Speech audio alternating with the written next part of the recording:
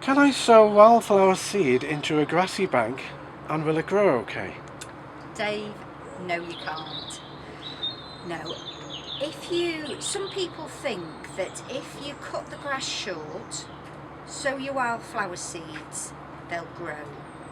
They might start to grow, but what will happen very quickly is the grass will grow faster than those wildflower seeds and it will swamp them.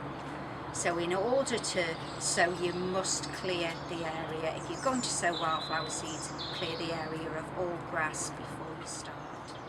I have dug over an area in my garden ready to sow my wildflower seed. Is that all I have to do? Yes, yeah. Good crumbly surface. Give it a good dig over, nice and crumbly on the surface. That gives space for the seeds to fall into. You don't need to bury them. It's the light, the heat, water that trigger the germination, and that's how they'll grow. So once it's dug over, nice and crumbly, you broadcast the seed and you don't cover it over, you just leave it exposed. And normally annuals we would expect to start germinating within about 5 days, and the perennials, they're going to start to germinate probably around about day 20 onwards. Should I water them once a week or?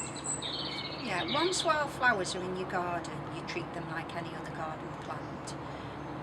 So they need a lot of water to start off with. If it's very dry and you didn't water it, they wouldn't grow. The seed would just sit there until it got the water. But once you've got the water, once they've started to grow, it's really important if we get a dry spell that you're able to water them, ideally with like a fine spray from a hose or a watering can. Just give them a quick water, probably every 2 to 3 days, something like that is fine. Yeah, once they get the roots down, they don't need as much, but this is just early stages. Regular watering is important, or else they just burn off. Do I need to use a fertilizer? Right, for cornfield annuals, they're used to growing in rich soils in farmers' fields. So if you want to get stronger, taller plants, the richer the soil is, that will happen. We've had plants here at the centre growing in gravel. In fact, I think there's one in the old courtyard now. It's about 2 inches tall and it's perfect, but because there's no nutrients, it's only grown to that size. If that seed had fallen in a pot, it would now be 10 inches high.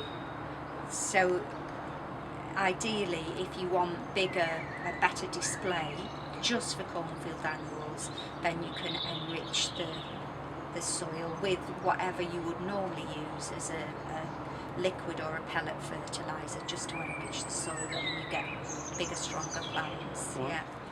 Yeah. Can I grow wildflowers indoors, like in indoor plants? No, not suitable at all. They would